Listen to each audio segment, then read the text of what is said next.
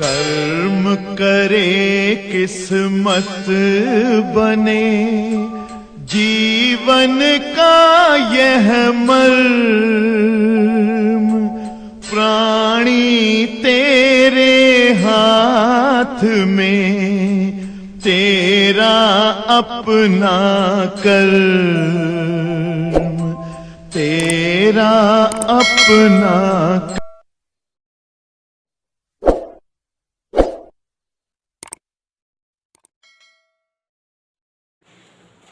Dear students, प्यारे बच्चों, हम लोगों ने कल डिस्कस किया, देखो केमिस्ट्री का टॉपिक है तो नो डाउट स्नेहा बेटा थ्योरेटिकल है, आप लोग थोड़ा सपोर्ट करना क्योंकि हम तो फिजिक्स वाले टीचर हैं। जहां आप लोग को सुविधा क्रिएट हो बताते रहना, केमिस्ट्री जानकार हो आप लोग तो थोड़ा सा समझाते रहना।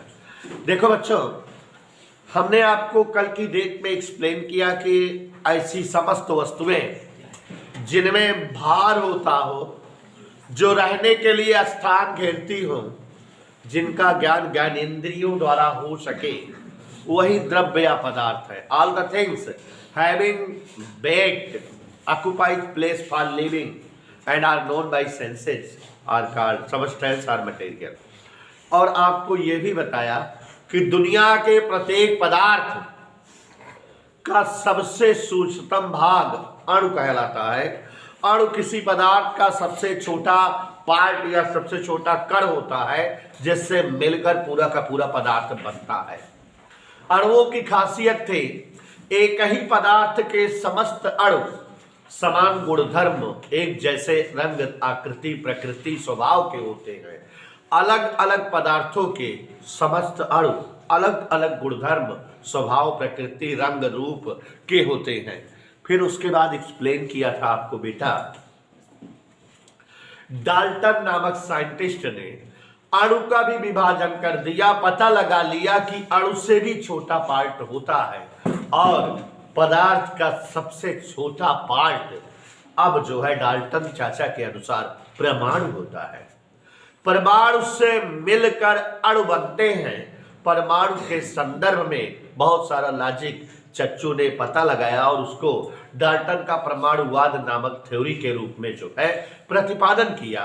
जैसे कि पदार्थ का सूक्ष्मतम भाग परमाणु होता है, परमाणु उदासीन कण होते हैं, परमाणु स्वतंत्र रहने वाले कण होते हैं, परमाणु किसी पदार्थ के ऐसे पार्ट हैं जो विभाजित नहीं किए जा सकते, और सभी पदार्थों के परमाणु एक ही रंग, रूप, प्रकृति, स्वभाव के होते हैं। और बच्चों, बाद में डाल्टन के परमाणुवाद में कुछ खामियां निकाली गई, जैसे हमने कल आपको समझाया था स्टोरी पूरा बताते हुए कि एक चाचा हुए हैं जे थॉमसन और एक चाचा हुए हैं लॉर्ड रदरफोर्ड और एक चाचा जेम्स चैडविक। इन सब की थियरी कल समझाया था। इन लोगों ने परमाणु का भी विभाजन कर दिया, परमाणु के भी सूक्ष्म कणों की खोज की। हमने आपको सबसे पहले जे थॉमसन का प्रैक्टिकल समझाया था कि कांच की एक लंबी खोखली बेलनाकार नलिका ली जिसे गेसलर बनाए थे। कौन बनाया था? Gessler was a famous glass maker, कांचकार थे जिन्होंने जो है कैथोड नलिका बनाई थी। कौन बनाया था? केमिस्ट्री वाले ना बताइए, अर्जुन सर जी बताओ तो ध्यान सुने। तो कैथोड नलिका, कैथोड किरण नलिका जो होती है, एक कांच की लंबी खोखली बेलनाकार नलिका थी और जिसमें धातु की दो प्लेटें, दोनों प्लेटों को तार से जोड़कर बाहर बैटरी के धन और ऋण सिरों से जोड़कर दोनों प्लेटों को, एक को ऋणोद बनाया, एक को धनोद बनाया और उस जो है विद्युत विसर्जन नलिका के भीतर पर्याप्त विभवांतर स्थापित किया, दोनों प्लेटों के बीच उच्च विभवांतर, हाई वोल्टेज, और जो है उस नलिका में दाब जो है चूसक पंप के थ्रू कम किया। निम्न दाब और उच्च विभवांतर पर उन्होंने देखा कि कैथोड प्लेट से सीधी रेखा में कुछ किरणें एनोड प्लेट की ओर चलती हैं।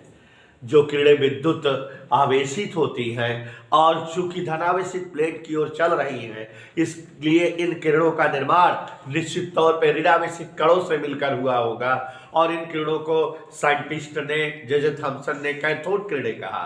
कैथोड किरणें ही मूल रूप से इलेक्ट्रॉन होती है या इलेक्ट्रॉनों से बनी होती हैं और इस प्रकार परमाणु के एक आवश्यक पार्ट, अनिवार्य घटक इलेक्ट्रॉन की खोज हुई और जिसके बारे में हमने आपको बताया था कि इलेक्ट्रॉन परमाणु का एक अनिवार्य घटक है। माने दुनिया में अगर परमाणु होगा तो इलेक्ट्रॉन उसमें जरूर होगा, नेसेसरी एलिमेंट। इलेक्ट्रॉन परमाणु का एक अनिवार्य घटक है। इसे -1e0 या -1 बीटा 0 से रिप्रेजेंट करते हैं। क्यों बीटा से रिप्रेजेंट करते हैं? क्योंकि बीटा कण इलेक्ट्रॉन ही होते हैं, इलेक्ट्रॉन ही बीटा कण होते हैं। तो अब यहाँ पर देखो, इलेक्ट्रॉन का द्रव्यमान बहुत कम, 9 × 10⁻³ किलोग्राम। इलेक्ट्रॉन पर आवेश भी बहुत कम, 1.6 × 10⁻19 कूलाम होता है। तो ये इलेक्ट्रॉन की थ्योरी या इलेक्ट्रॉन की परिभाषा बन गई जे थॉमसन ने खोज किया था।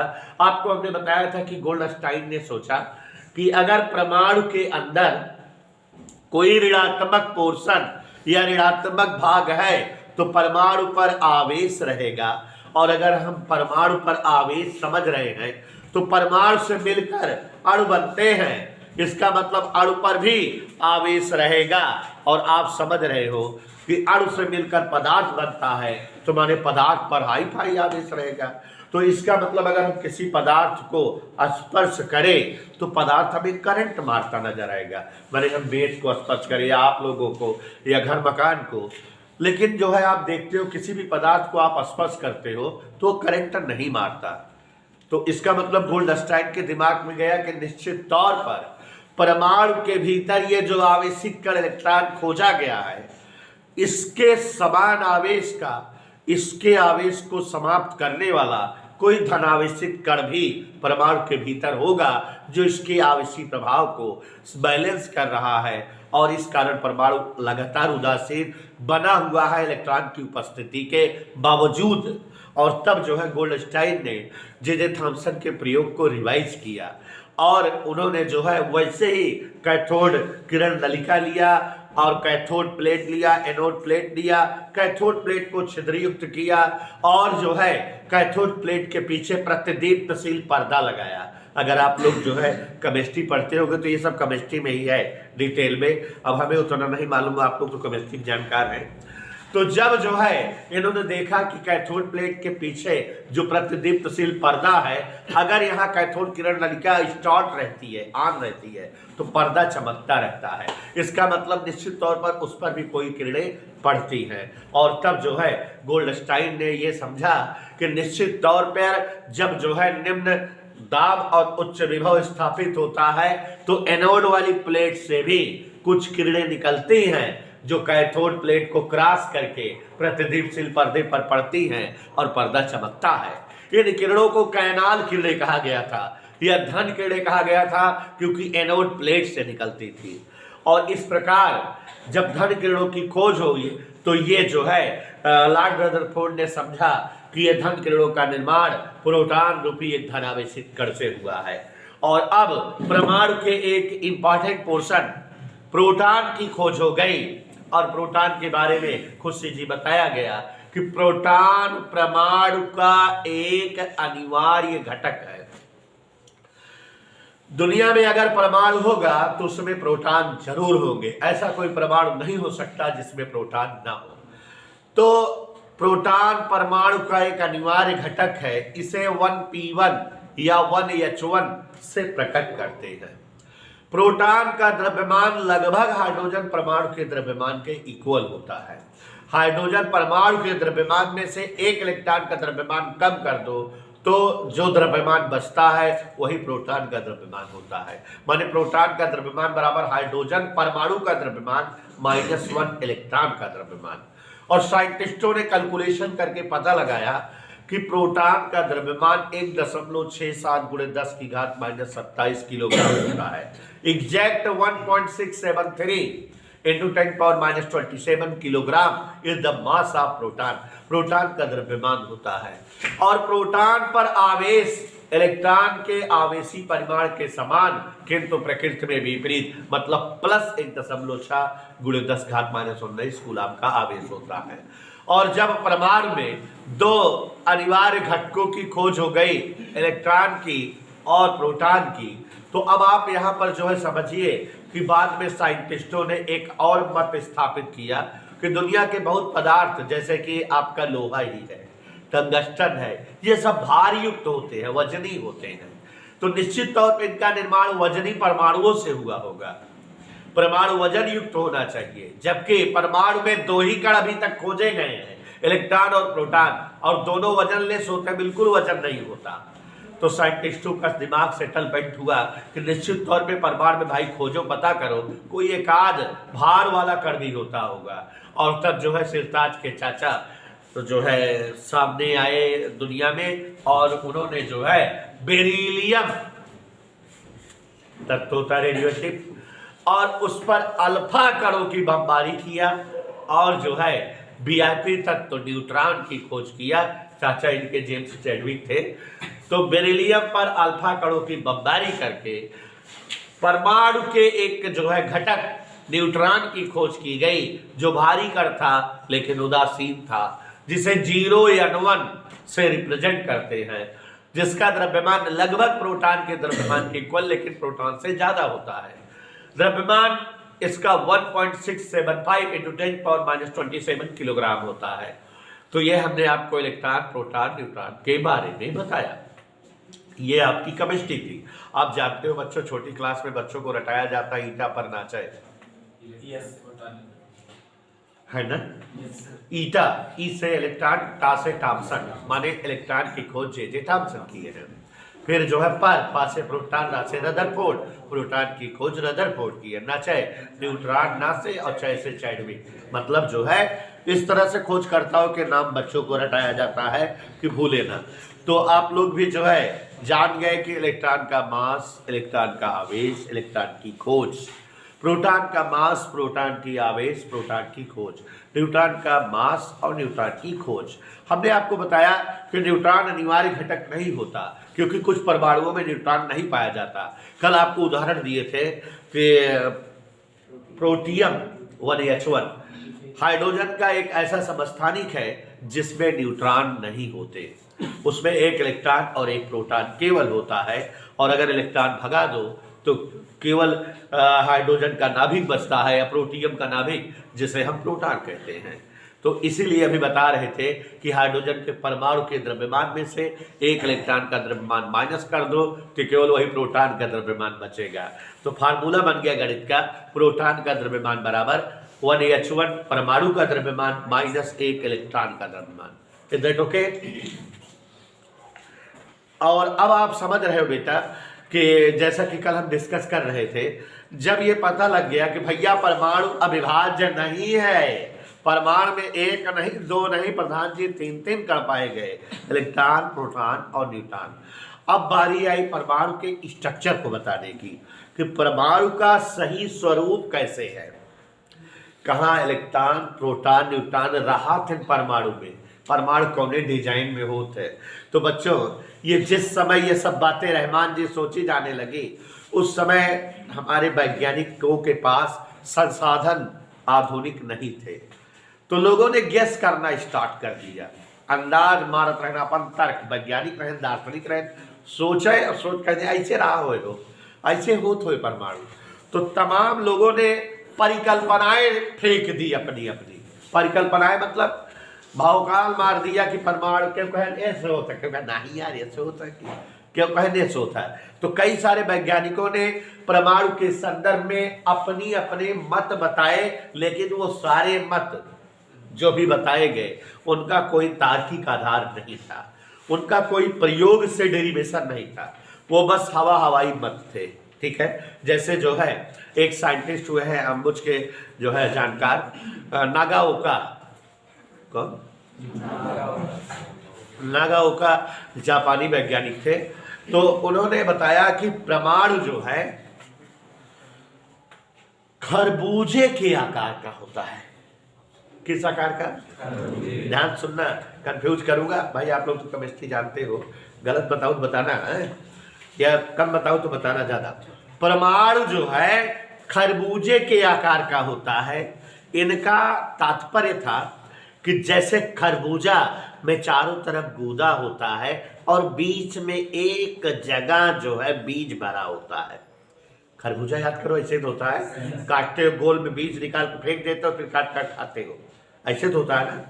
तो नागाओका की परिकल्पना थी कि परमाणु जो है खरबूजे के आकार में होता है। जैसे खरबूजे में बिछुआ में बीज भरा रहा था, वो इससे परमाणु बिछुआ में इलेक्ट्रॉन प्रोटॉन न्यूट्रॉन रहा तो ये गुजबुचाई के बहरे जो है खोखला पोर्शन रहा तो खरबूजे के आकार का होता है। ऐसी परिकल्पना प्रस्तुत की। फिर जो है कुछ दिनों के पश्चात एक साइंटिस्ट ने बताया कि नहीं, परमाणु शनि ग्रह की तरह होता है। कैसे? किसी वैज्ञानिक की परिकल्पना थी कि परमाणु शनि ग्रह के आकार में होता है। अगर आपको शनि ग्रह का स्वरूप देखा हो आपने ग्रहों को, तो जो सैटर्न या शनि ग्रह होता है, वो शनि ग्रह बेटा एक ठोस गोले के रूप में होता है और जिसके बाहर गैसों का एक छल्ला या वलय होता है। आपने देखा है कभी? शनि ग्रह का आकार ठोस गोला रहता है और उसके ऊपर जो है वलय या छल्ला गैसों का रहता है। शनि ग्रह ऐसे ही होता है। तो कहा कि परमाणु इसी आकार में होता है और परमाणु ठोस गोले के रूप में होता है और बाहर जो है वलय के रूप में इलेक्ट्रॉन प्रोटॉन न्यूट्रॉन चक्कर करते रहते हैं, जैसे शनि ग्रह में होता है। कुछ दिनों के पश्चात कुछ और वैज्ञानिक आए जिन्होंने जो है परमाणु के संदर्भ में जैसे जो है थॉम्सन मॉडल आया, औरों की अपेक्षा इनका मॉडल थोड़ा बेहतर माना गया। जे थॉम्सन या जे थॉम्सन, उच्चारण का फर्क है, ने परमाणु की परिकल्पना जो दी, चूंकि जे थॉम्सन एक फेमस व्यक्तित्व थे और उस समय ज्ञानी आदमी थे, और जब कोई ज्ञानी आदमी कुछ बताता है तो लोग आंख बंद करके उस बात को मान लेते हैं। अगर अभी एग्जाम देते रहो, टॉपर लड़का आगे बैठा है, परिभाषा गलतो लिखत रहे तो का याद करे रहे तब विश्वास न हो, काट हुई कृपा देवे जब लिखत बा सही होए ना, निमे कोनो टेक्निकलिटी होए वो सही लिखत बा कि अरे वो पढ़े वाला रखे टॉप करत है वो जरूर सही लिखत होए, आपन तो आपन नाश करबे वो नाश कर। तो बाय द वे देखो, हमने कई सारे वैज्ञानिकों की परिकल्पनाएं बताई। बता रहे थे कि जे थॉम्सन ने परमाणु की जो संकल्पना प्रस्तुत की परमाणु के आकार की, वो कुछ हद तक लोगों ने जो है स्वीकार की थी। क्या थी? इन्होंने बताया कि परमाणु एक ठोस तरबूज के आकार में होता है। देखा भाई, खाए पिए वाली चीज है, प्रधान जी के मुंह में पानी आवता है। थोड़ा सा दोनों में फर्क है, खरबूज अलग है, तरबूजा अलग है, दोनों में फर्क है। खरबूजे में क्या था जिन्होंने बताया था, तो वहां बीच में सारा इलेक्ट्रॉन प्रोटॉन न्यूट्रॉन होता है। लेकिन तरबूज याद करो, तरबूज हिरमाना जी का कहा था, तरबूज में बीज अलग नहीं, पूरा तरबूजवा में बीज भरा रहा था कि कहूँ एक विशेष जगह रहा था। पूरे जो है तरबूज में बीज रहता है ना, खात है तो निकलत रहा बीज, गिरावत रहा है। तो जे थॉम्सन ने बताया कि परमाणु तरबूज के आकार का होता है। जिस तरह से तरबूज में जगह जगह बीज भरे होते हैं, उसी तरह से परमाणु में जगह जगह इलेक्ट्रॉन प्रोटॉन न्यूट्रॉन भरा रहा तो है। ऐसी परिकल्पना उन्होंने प्रस्तुत किया। किसने? J Thomson. तो ये जे थॉम्सन का मॉडल था। आप लोग केमिस्ट्री पढ़े होंगे, ये सब चीजें हम जान रहे हैं। तो तरबूज की भांति परमाणु का आकार, देखा भाई सारी चीज केमिस्ट्री वाले बहुत डीप में बताए हुए हैं, हम शॉर्टकट बताते हैं। परमाणु का आकार तरबूज की भांति होता है। जिस तरह से तरबूज में जगह जगह बीज भरे होते हैं तरबूज के, उसी तरह से परमाणु रूपी तरबूज में बीज के स्थान पर जगह जगह इलेक्ट्रॉन प्रोटॉन न्यूट्रॉन भरे रहते होंगे। इधर क्लियर? और बच्चों, ये सारी परिकल्पनाएं बिना किसी प्रयोग या एक्सपेरिमेंट पर थी, बस मौखिक परिकल्पनाएं थी। लोगों का अपना अपना तर्क था। सबसे पहले प्रायोगिक परिकल्पना प्रयोग करके बकायदा प्रूफ करके दिखाए के परिकल्पना प्रस्तुत किया लॉर्ड रदरफोर्ड ने। और लॉर्ड रदरफोर्ड ने जो प्रयोग किया उस प्रयोग के आधार पे परमाणु का आकार प्रस्तुत किया। तो ये सबसे पहला परमाणु मॉडल इन्होंने दिया जो किसी प्रायोगिक आधार पर था, जिसमें लॉजिक था, जिसे हम आप सब मान सकते हैं। बाद में लोगों ने उसमें कुछ कमियां निकाला, सुधारा, और बहुत सारे वैज्ञानिकों ने जैसे सोमरफील्ड पहले सुधारे, फिर आपबाउट सुधारे, फिर हुड और पाउली सुधारे, तो एकदम जो है सही स्वरूप आ गया परमाणु का। और बाकी जो स्वरूप आ गया धीरे धीरे सुधार होता रहेगा, और साइंटिस्ट कोई नई चीज़ खोजेंगे तो और सुधार होता रहेगा। तो लेकिन सबसे पहले परमाणु मॉडल जो फेमस और सही आधारित और प्रायोगिक आधार पर बना वो रदरफोर्ड का परमाणु मॉडल था। तो रदरफोर्ड ने परमाणु मॉडल बनाया कैसे, उसके लिए हमने अभी बताया कि इन्होंने एक प्रयोग किया, उस प्रयोग के आधार पर परमाणु मॉडल प्रस्तुत किया। रदरफोर्ड का वो प्रयोग भी बहुत फेमस है। रदरफोर्ड ने जो प्रयोग किया उसे कहते हैं रदरफोर्ड का अल्फा किरण प्रकीर्णन प्रयोग। रदरफोर्ड का अल्फा किरण प्रकीर्णन प्रयोग एक्चुअली में इन्होंने एक ऐसा प्रयोग किया जिसमें जो है किसी धातु पत्र पर अल्फा कण टकराते थे, और टकरा कर जब वो टकराते थे तो टकरा कर वो अपने जो है मार्ग से, मेरी बात सुनो, इन्होंने प्रयोग किया कि जब अल्फा कण किसी जो है पत्र पर, धातु की पतली झिल्ली पर टकराते थे तो टकराने के दौरान अपने मार्ग से, जो रास्ता से आवत रहा मार्ग से कुछ कोण बनाते हुए, जैसे आवत रहा है तो 10 अंश के कोण बनावत है, कौनो कण अपने रास्ता से 90 अंश कोण बनावत है, कौनो कण 90 से ज्यादा कोण बनाते हुए दिशाओं में विचलित हो जाते हैं, विक्षेपित हो जाते हैं, मुड़ जाते हैं। यह घटना प्रकीर्णन कहलाती है। आप प्रकाश में प्रकाश का प्रकीर्णन पढ़ते हो कि प्रकाश के छोटे छोटे जब धूल के कण पर प्रकाश किरणें आपतित होती है तो धूल के कण उन प्रकाश को अवशोषित करके घूम जाते हैं और प्रकाश दूसरी दिशा में निकाल देते हैं।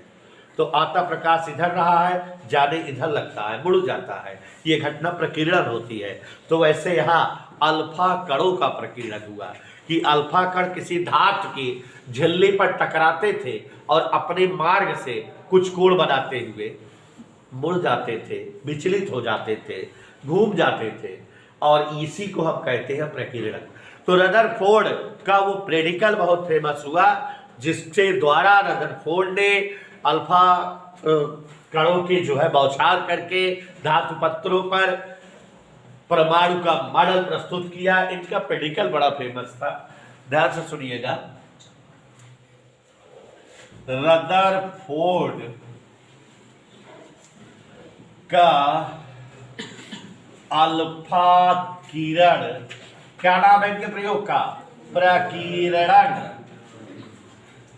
प्रकीर्णन क्यों कहा जाता है? क्योंकि अल्फा कण जो है अपनी दिशाओं से, अपने मार्ग से कुछ कोण बनाते हुए घूम जाते हैं, और अल्फा कणों का कुछ कोण बनाते हुए अपने मार्ग से घूम जाना प्रकीर्णन कहलाता है। रदरफोर्ड का अल्फा किरण प्रकीर्णन प्रयोग, यह प्रयोग भी भावकाली है, और इसी प्रयोग के आधार पर रदरफोर्ड ने परमाणु मॉडल प्रस्तुत किया। अभी हम आपसे डिस्कस करते हैं। देखो बच्चों, सबसे पहले तो ये जान लो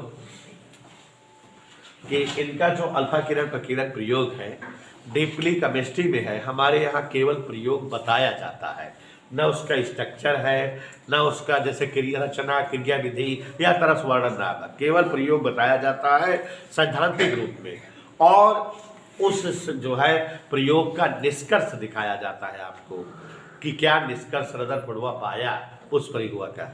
ठीक है, सैद्धांतिक स्वरूप है यहाँ पर प्रैक्टिकल का, बट हम थोड़ा सा समझा रहे हैं, ध्यान दीजिए। देखो बच्चों, एक घटना होती है रेडियो एक्टिविता। अब ये चैप्टर कोर्स में नहीं है, नहीं तो मैं बड़ा डीप में बताता, बड़ा क्वेश्चन था उसमें समझाता। कुछ पदार्थ ऐसे होते हैं कि जिन्हें हवा में खुला छोड़ दो, ऐसे रख दे तो वो चमकते रहते, किरण छोड़ते रहते, कौनो लाल लाल चमके, कौनो हरियर हरियर, कौनो नीला नीला, और धीरे धीरे कम होते रहते हैं और समाप्त हो जाते हैं। मतलब हम कौनो पदार्थ निकाले और ऐसे धर दी, देखी वो हरियर हरियर चमका, में हरा प्रकाश निकलता है। 2 घंटा बाद आए देखे तो आधा उड़ गया, 1.5 किलो धर रहे, 1.25 किलो बचा। 4-5 दिन बाद आग देखे चूक गए। तो ये पदार्थ क्या हुआ, कैसा है कि हवा में खुला छोड़े जाने पर किरणें उत्सर्जित कर रहा है, और किरणें उत्सर्जित करते करते कम होते होते समाप्त हो जा रहा है। ऐसे पदार्थ जो हवा में खुला छोड़े जाने पर किरणें उत्सर्जित करते हुए धीरे धीरे कम होते होते समाप्त हो जाए, वही पदार्थ रेडियो एक्टिव पदार्थ कहलाते हैं। और इन पदार्थों से जो किरणें उत्सर्जित होती रहती, निकलती रहती है, उन्हें रेडियो एक्टिव किरण कहा जाता है। और यह संपूर्ण घटना रेडियो एक्टिवता कहलाती है, और इसके खोज करता है हेनरी बेकुरेल। सबसे पहले जो है बेकुरेल नामक वैज्ञानिक ने ये घटना का पता लगाया। रेडियो एक्टिवता के खोजकर्ता हेनरी बेकुरेल है, इसलिए रेडियो एक्टिव किरणों को, माने उन तत्वों से निकलने वाली किरणों को बेकुरेल किरणें कहा गया।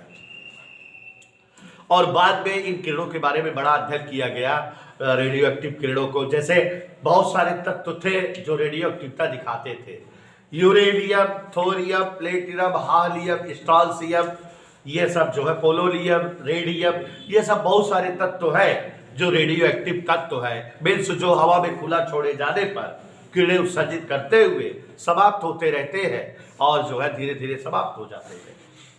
और आपको बताना चाहेंगे कि लेड, क्या लेड के ऊपर के समस्त तत्व जिनके जो है परमाणु क्रमांक और परमाणु भार में बहुत ज्यादा भिन्नता होती है, जिनके प्रोटॉनों और न्यूट्रॉनों में 1:1 का अनुपात नहीं रहता, वे सारे तत्व अस्थायी नाभिक वाले तत्व होते हैं, और उनके नाभिक ही टूट करके किरणों के रूप में उत्सर्जित करते हैं। वही तत्व रेडियो एक्टिवता की घटना दिखाते हैं।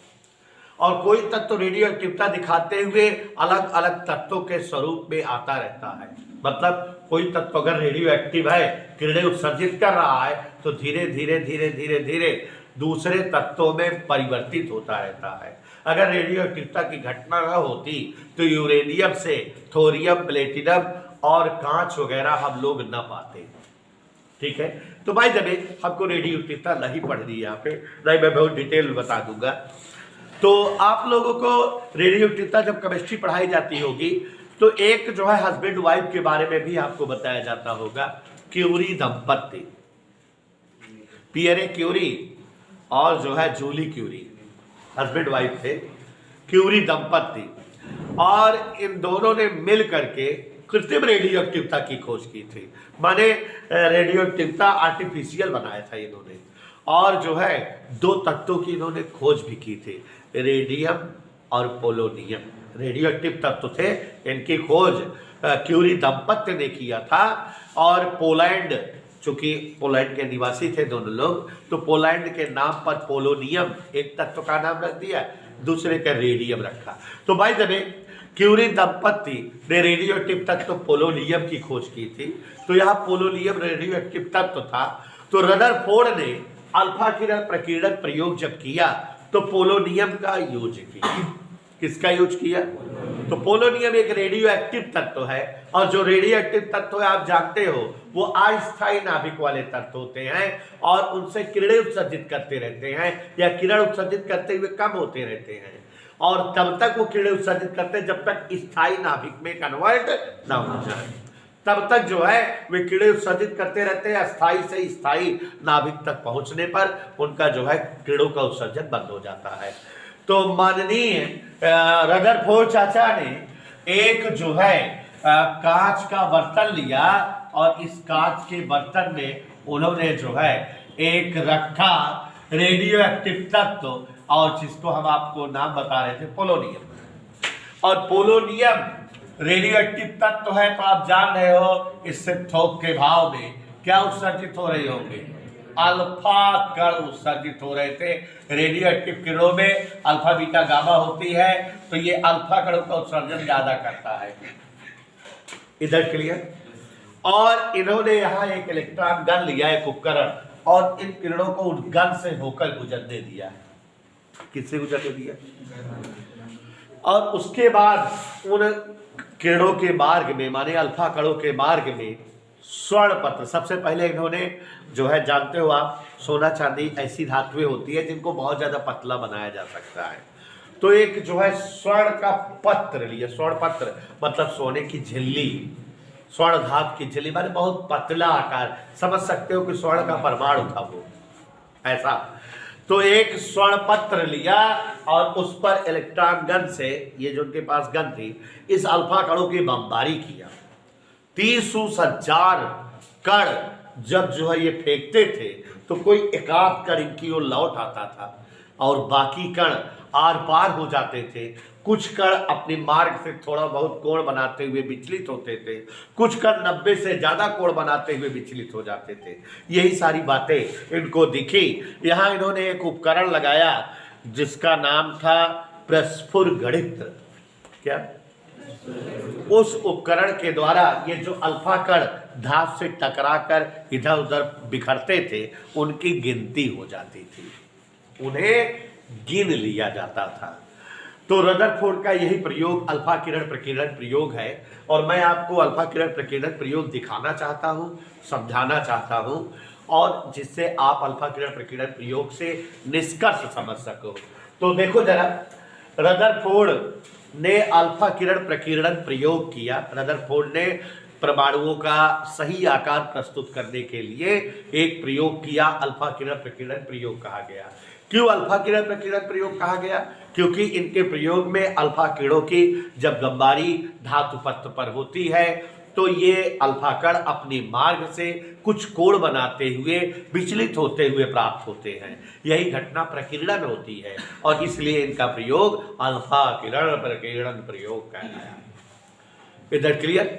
और रदरफोर्ड ने अपने प्रयोग में पोलोनियम जैसे रेडियो एक्टिव तत्व का इस्तेमाल किया अल्फा किरणों के उत्सर्जन के लिए, और पोलोनियम से उत्सर्जित अल्फा कणों को इन्होंने बम्बार्डमेंट किया। किस पर? स्वर्ण धातु की पतली पन्नी पर। और क्या पाया, क्या देखा, क्या समझा, यहां जानो। ये जो है अल्फा कण कैसे होते हैं? धनावेशित। हीलियम नाभिक को अल्फा कण कहा जाता है। माने अल्फा कण वही है जिनमें 2 प्रोटॉन और 2 न्यूट्रॉन होता है, तो मतलब ये पूर्ण रूप से 2 धन आवेशित होते हैं। ये अल्फा कण है, ढेर सारा लग बैठा आएगा। अब आई मेरा में के जब ना थोड़ी चाहिए सर।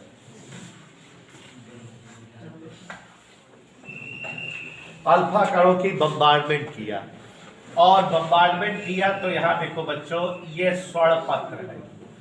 गौर से देखो जिससे आप भी समझ सको इनका निष्कर्ष क्या था। ये क्या है? स्वर्ण पत्र। स्वर्ण पत्र पर अल्फा कणों की बमबारी किया इन्होंने, तो ये पाया कि ढेर सारे अल्फा कण, बहुत सारे अल्फा कण ऐसे आर पार हो गए, स्वर्ण पत्र को पार करके निकल गए। कुछ अल्फा कण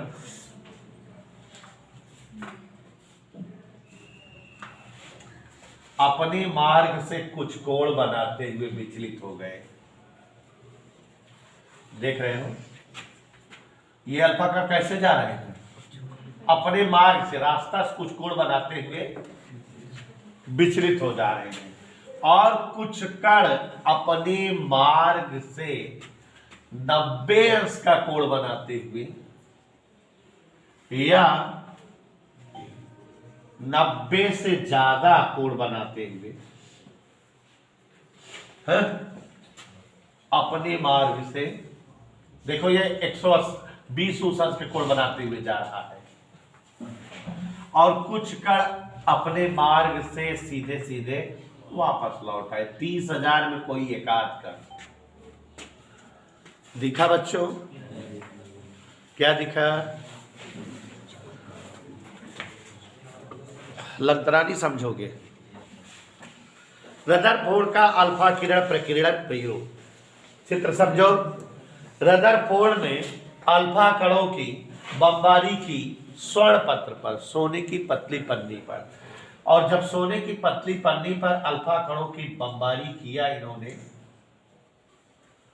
सोने की पतली पन्नी पर, तो देखा कि अधिकांश अल्फा कण आर पार हो गए, पतली को भेजते हुए पार कर गए। 30,000 कण हम थोड़ा दिखाई पड़ गई, दूध दिखाई दी, दूध आर पार हो गया। समझा? 2-3 हजार निकल गए होंगे इससे। अब हम 30,000 बने पाओ गए। और कुछ कण देखो ऐसे अपने मार्ग से कुछ कोण बनाते हुए दिखाई दे रहा है, जैसे 10 अंश पे घूम गए, कुछ कोण बनाते हुए विचलित हुए। और कुछ अल्फा कण जो है 90 अंश के कोण पर विचलित हो गए अपने मार्ग से। और कुछ कण जो एकदम नाभिक के पास थे वो बहुत ज्यादा विचलित हो गए। हुए कि नहीं? और रदरफोर्ड ने ये जो प्रयोग देखा, इस प्रयोग के आधार पे निष्कर्ष निकाला, और जो निष्कर्ष निकाला वो भी समझाने जा रहा हूं। और उसके बाद इन्होंने जो है परमाणु मॉडल बनाया, जिसे जो है रदरफोर्ड का परमाणु मॉडल कहते हैं। तो अब आप पहले तो प्रयोग समझो। रदरफोर्ड ने पोलोनियम जैसे रेडियो एक्टिव तत्व से उत्सर्जित होने वाले अल्फा कणों को गन के माध्यम से स्वर्ण धातु की पतली पन्नी पर आपतित कराया, तो ये पाया कि अधिकांश अल्फा कण स्वर्ण पत्र को पार करके सीधे निकल जाते हैं। कुछ अल्फा कण अपने मार्ग से थोड़ा सा विचलित हो जाते हैं। कुछ अल्फा कण 90 या 90 से अधिक कोण बनाते हुए अपने मार्ग से विचलित हो जाते हैं। मेरा दावा है केमिस्ट्री में आप पढ़े जरूर होंगे ये टॉपिक, लेकिन जो मैं बता रहा हूँ वो ज़्यादा का जो है कंसंट्रेशन आपका क्लियर हो रहा होगा, भले पढ़े होंगे, क्योंकि मैं एकदम घुसा देता हूँ किसी टॉपिक में, क्योंकि मुझे खुद पढ़ने में मजा आती है। जब मैं कोई टॉपिक पढ़ाता हूँ उसको एंजॉय करते हुए पढ़ाता हूँ। मैं इस टॉपिक से अच्छे से आपको जोड़ रहा हूँ। आपने पढ़ा जरूर होगा, रट डाला होगा, लिख लिया होगा एग्जाम में, लेकिन मस्त आज ही समझ में आ रहा होगा, ये मुझे विश्वास है। सिरताज जी एकदम अटैच कर दे रहा हूँ। अब जिंदगी में आप क्लियर कर सकते हो, किसी और को आप समझा सकते हो। तो यहां ध्यान दीजिएगा, अल्फा कण स्वर्ण पत्र पर पोलोनियम रेडियो एक्टिव तत्व से निकले हुए थे, जो उत्सर्जित कराए स्वर्ण पत्र पर अल्फा किरणों को। और जब स्वर्ण पत्र पर अल्फा कणों को उत्सर्जित कराया गया तो इन्होंने देखा, क्या देखा? रदरफोर्ड ने पाया कि अधिकांश अल्फा कण स्वर्ण पत्र को सीधे सीधे पार कर निकल जाते हैं। कुछ अल्फा कण अपने मार्ग से कुछ कोण बनाते हुए विचलित हो जाते हैं, 10-20 अंश के ऊपर। कुछ एक अल्फा कण 90 अंश के कोण पर या 90 से ज्यादा कोण बढ़ाते हुए अपने मार्ग से विचलित होते हैं। 30,000 अल्फा कणों की बमबारी अगर हो तो 30,000 में कोई एकाध कण ऐसा मिलता है जो सीधे सीधे वापस लौट आ जाता है। और रदरफोर्ड का ये अल्फा किरण प्रकीर्णन प्रयोग है। स्वर्ण पत्र से जो टकरा कर अल्फा कण जो है इधर उधर विचलित हो रहे हैं, प्रकीर्णित हो रहे हैं, उनको गिना जा रहा है परस्पर गणित के द्वारा। किसके द्वारा? अब रदरफोर्ड ने अल्फा किरण प्रकीर्णन जो प्रयोग किया, उसके आधार पे 5-6 निष्कर्ष निकले। How many? तो एक एक समझते हैं। सबसे पहला निष्कर्ष इनका आप ही समझो, क्योंकि अधिकांश अल्फा कण स्वर्ण पत्र को पार करके निकल जा रहे हैं, इससे दो बात क्लियर हो रही है। अधिकांश अल्फा कण स्वर्ण पत्र को पार करके थोक के भाव में चले जा रहे हैं। माने जो परमाणु है, स्वर्ण पत्र माने परमाणु, वहां से अल्फा कण क्रॉस कर जा रहे हैं बिना किसी अवरोध के। तो इसका मतलब वहां कुछ भी नहीं है, देयर विल बी नथिंग। इसलिए कोई अवरोध नहीं मिल रहा है, अल्फा कणों को आराम से साए उड़ जाता है। तो पहला निष्कर्ष जो है, चूंकि अधिकांश अल्फा कण स्वर्ण पत्र को पार कर जा रहे हैं, सीधे आर पार निकल जा रहे हैं, इससे दो बातें क्लियर हो रही हैं। पहली बात तो ये कि परमाणु का ज्यादातर भाग खोखला है, वहां कुछ भी नहीं है, तभी कोई अवरोध नहीं मिल रहा है, अल्फा कणों को आराम से उन्हें जो है निकल जा रहे हैं। एक बात ये समझ में आई। दूसरी ये कि ये अल्फा कण कैसे हैं? धन आवेशित, और ये आकर्षित हो जा रहे हैं, आर पार जा रहे हैं, उधर की ओर चले जा रहे हैं। निश्चित तौर पर वहां उस स्थानों पर परमाणु का ऋणात्मक हिस्सा है, जिससे जो है वो विचलन नहीं आ रहे, सीधे निकल रहे हैं, उनकी ओर आ जा रहे हैं। तो चूंकि अधिकांश अल्फा कण स्वर्ण पत्र को पार करके निकल जा रहे हैं, इससे कई बातें पता लगी। परमाणु का अधिकांश भाग खोखला है, परमाणु के ज्यादातर जगह में कुछ भी नहीं है, इसीलिए आने वाले अल्फा कणों को कोई अवरोध नहीं मिल रहा है, आराम से साए उड़ेंगे, साए निकलेंगे। दूसरी बात ये समझ में आ रही है इनके इसी पहले ही टॉपिक से कि अल्फा कण धन आवेशित होते हैं, इसका मतलब वहां पर इनको आकर्षित करने वाला ऋणावेशित पोर्शन उपस्थित होता है, माने खोखले भागों में परमाणु के इलेक्ट्रॉन होते हैं। क्लियर? दूसरा एक निष्कर्ष से दो बातें। दूसरा, रदरफोर्ड ने बताया कि चूंकि कुछ अल्फा कण अपने मार्ग से विचलन प्रदर्शित कर रहे हैं, विचलन प्रदर्शित करने का मतलब फिजिक्स में प्रतिकर्षित हो रहे हैं। इन्होंने बताया कि अल्फा कण जो है अपने मार्ग से प्रकीर्णित हो रहे हैं। फिजिक्स की भाषा में अल्फा कण अपने मार्ग से प्रतिकर्षित हो रहे हैं, और प्रतिकर्षण तभी होगा जबकि जो है इन पर कहीं से प्रतिकर्षण बल लगे, और प्रतिकर्षण बल अल्फा पर, अल्फा धन आवेशित है, धन कण ही लगाएगा। तो ये चूंकि कुछ अल्फा कण विचलित हो रहे हैं, इसका मतलब उन कुछ जगहों पे परमाणु का धन आवेशित भाग प्रोटॉन उपस्थित होता है, जिससे जो है वह विचलन दिखाते हैं, प्रतिकर्षण दिखाते हैं।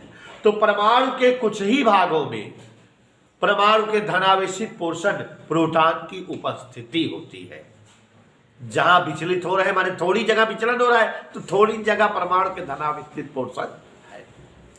फिर उसके बाद तीसरी बात इन्होंने बताया कि कुछ अल्फा कण 90 से ज्यादा या जो है डायरेक्टली रिटर्न हो रहे हैं, इसका मतलब परमाणु का ठोस भाग यहां पर है, जिससे टकरा कर जो है अल्फा कण वापस लौटे और प्रतिकर्षित हुए, माने यहाँ धन भाग है।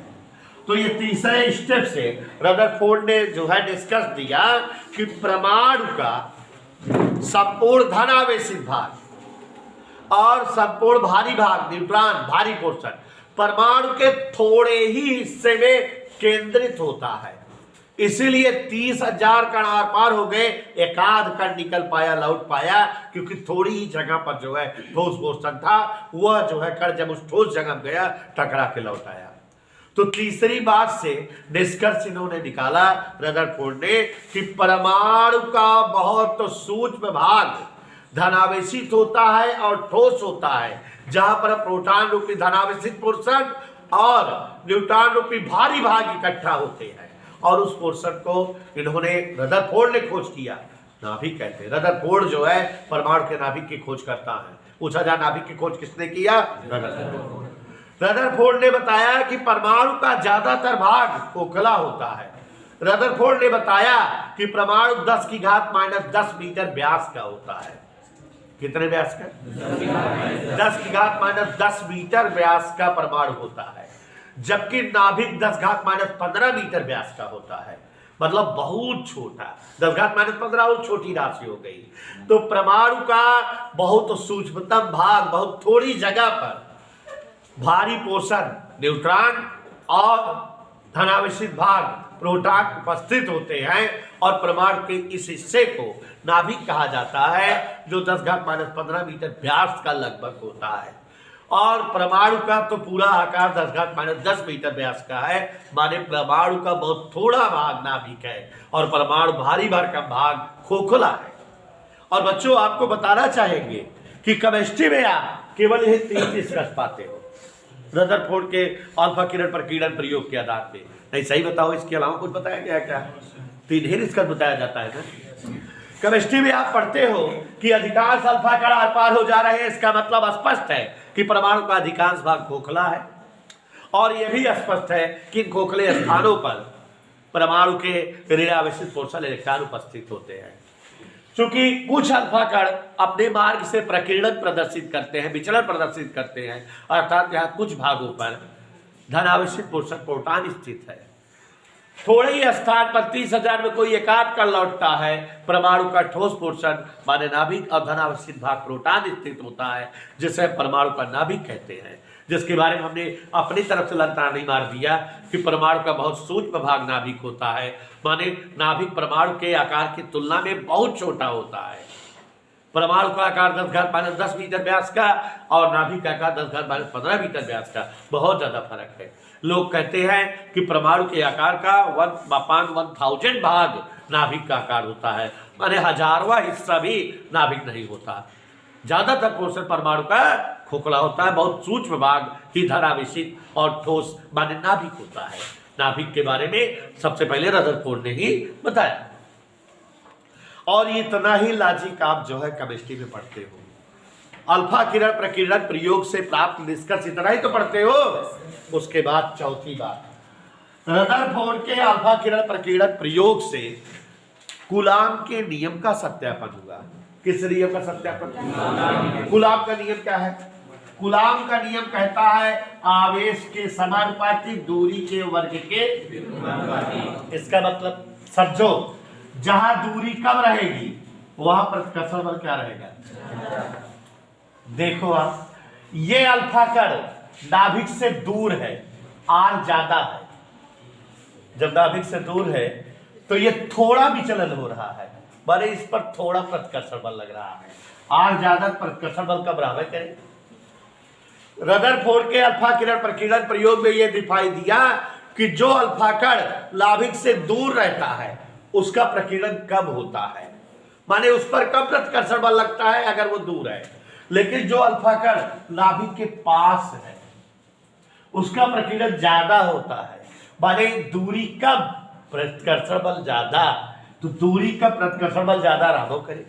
तो रदरफोर्ड के अल्फा किरण प्रकीर्णन प्रयोग से यह ज्ञात होता है कि जो अल्फा कण नाभिक के नजदीक होते हैं उन पर ज्यादा प्रतिकर्षण बल लगता है, वो ज्यादा प्रकीर्णित होते हैं। और जो अल्फा कण नाभिक से दूर रहते हैं उन पर कम प्रतिकर्षण बल लगता है, वो कम प्रकीर्णित होते हैं। अर्थात रदरफोर्ड के प्रयोग से यह सत्यापित हो रहा है कि अगर जो है आवेशित कणों के बीच की दूरी कम रहे तो उन पर प्रतिकर्षण बल या उनके बीच कार्य करने वाला बल ज्यादा होता है, और अगर आवेशित कणों के बीच की दूरी ज्यादा रहे तो उनके बीच लगने वाला प्रतिकर्षण बल या कार्य करने वाला बल कम होता है। बड़े रदरफोर्ड के प्रयोग से यह ज्ञात हो रहा है यह प्रोपोर्शनल वाला बल आर स्क्वायर। और हम लोग जानते हैं कूलाम के नियम से भी यही बात होती है, आवेशित कणों के बीच का जो बल होता है वो उनके मध्य की दूरी के वर्ग के व्युत्क्रमानुपाती होता है। और रदरफोर्ड के प्रयोग से भी ये बात पता लग रही है। आवेशित कण क्यों कह रहे हैं? क्योंकि नाभिक आवेशित है और अल्फा कण भी आवेशित है, तो इन दोनों के बीच का जो बल है वो दूरी के वर्ग के व्युत्क्रमानुपाती दिख रहा है यहाँ की नहीं। तो रदरफोर्ड के इस प्रयोग के थ्रू कूलाम के नियम का सत्यापन हुआ। रदरफोर्ड के प्रयोग में यह दिखा कि जो अल्फा कण नाभिक से ज्यादा दूर थे उन पर प्रकीर्णन बल कम था, वे कम प्रकीर्णित होते थे, और जो अल्फा कण नाभिक के पास से गुजरते थे वो ज्यादा प्रकीर्णित हो रहे थे। बड़े रदरफोर्ड के प्रयोग से यह बात स्पष्ट हुई कि अल्फा कणों और नाभिक मीन्स आवेशित कणों के बीच लगने वाला बल उनके मध्य की दूरी के वर्ग के व्युत्क्रमानुपाती है। दूरी बढ़ने पर बल कम, दूरी कम रहने पर बल ज्यादा। जो अल्फा कण नाभिक के पास से गुजरता है ज्यादा प्रकीर्णन पाता है, जो अल्फा कण नाभिक से दूर से गुजरता है कम प्रकीर्णन पाता है। इससे यह स्पष्ट होता है यह प्रोपोर्शनल बल पाला स्क्वायर। और यही जो है चाचा कूलाम भी बता के मर गए हैं, माने रदरफोर्ड के अल्फा किरण प्रकीर्णन प्रयोग द्वारा कूलाम के नियम का सत्यापन होता है। इधर क्लियर? बहुत अच्छी बात। देखो एकदम घुसा दूंगा दिमाग में, एक बार पढ़ोगे बेटा याद हो जाएगा। मेरा लॉजिक यही है और एकदम कॉन्सेप्ट क्लियर हो जाए। केमिस्ट्री वाले किनारे हटाई, देखा समझा। पांचवा स्टेप में थोड़ा सा प्रयोग बढ़ाया रदरफोर्ड ने। अभी किस धातु का पत्र लिया था? स्वर्ण पत्र। मतलब ये नाभिक के बारे में एक्सप्लेन किए कि अभी तो ये पता लग गया कि परमाणु का बहुत छोटा भाग नाभिक होता है, धनावेशित होता है, भारी होता है, प्रोटॉन न्यूट्रॉन उपस्थित होते हैं। अब ये जो है स्वर्ण पत्र पर अल्फा कण गिरा रहे थे तो देख रहे थे 10-12 अल्फा कण परस्पर गणित से गिनने पर पता लग रहा था। लोहे का पत्र ले लिया, उस पर अल्फा कण की बमबारी किया तो देखा अल्फा कण जो लौट रहे हैं उनकी संख्या 10-12 के बजाय 2-3 है। चांदी का ले लिया, उस पर गिराया तो उसकी संख्या 6-7 है। मतलब इन्होंने ये देखा कि भिन्न भिन्न धातु के पत्रों पर, धातु पत्र माने झिल्ली धातु के पर अल्फा कणों का बमबारी करने पर उन पत्रों से टकरा कर लौटने वाले अल्फा कणों की संख्या कम ज्यादा होती है, भिन्न भिन्न होती है। तो भिन्न भिन्न धातु पत्रों से प्रकीर्णित अल्फा कणों की संख्या भिन्न भिन्न होती है। इससे यह स्पष्ट होता है कि भिन्न भिन्न धातुओं के नाभिकों की संरचना भिन्न भिन्न होती है। माने किसी धातु का नाभिक छोटा, किसी धातु का नाभिक बड़ा, ये बात सत्यापित हुई। माने ये ज्ञात हुआ रदरफोर्ड के अल्फा किरण प्रकीर्णन से कि भिन्न भिन्न धातुओं के परमाणु के नाभिक अलग अलग आवेश और अलग अलग जो है भार वाले होते हैं, भिन्न भिन्न संरचना के होते हैं। होता भी है, विभिन्न धातुओं के जो है परमाणु नाभिक का आकार अलग अलग होता है कि नहीं? अगर ऐसा ना होता तो सारे जो है धातु पत्रों से प्रकीर्णित अल्फा कणों की संख्या समान मिलती। तो किसी पर ज्यादा आवेश है, किसी के नाभिक पर, किसी के नाभिक पर कम आवेश है। ज्यादा आवेश है, ज्यादा भारी है तो उससे ज्यादा अल्फा का टकरा अल्फा होंगे, और कम आवेश कम नाभिक है तो कम टकराए होंगे।